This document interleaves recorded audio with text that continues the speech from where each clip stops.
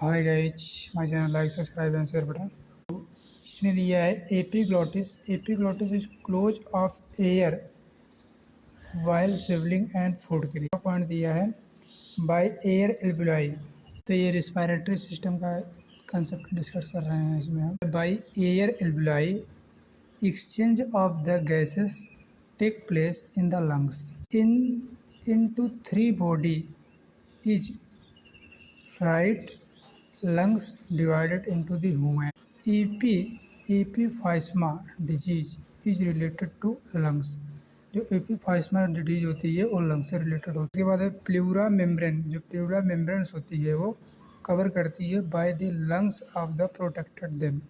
अगला टर्म है the energy protect by the oxidation of the sugar is called respiration. 38 ATP energy is produced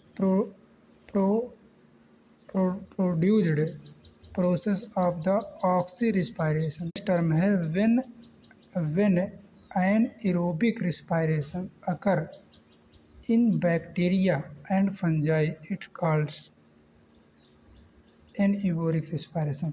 अगला term है in cytoplasm and mitochondria part of cell and process of oxy respiration take place. Glycolysis. जो glycolysis होता है guys एक process होती है which considers as a common step of oxy and anoxy respiration का।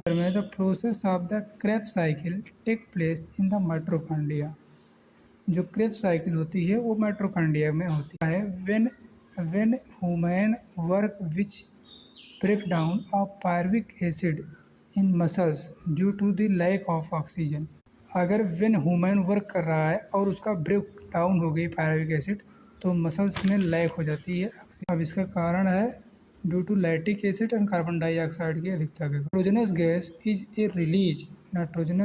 Release in the maximum quantity during the respiration। में 3.5 litre of gas are inhaled, मतलब सांस अंदर लेते हैं 3 लीटर इन डीप ब्रीथिंग, गहरी सांस के द्वारा। The respiration is a process taking the atmosphere oxygen into the lungs and release carbon dioxide gas that has comes from the different part of the body into the atmosphere। 5 liter is the maximum capacity of the lungs to hold the gas।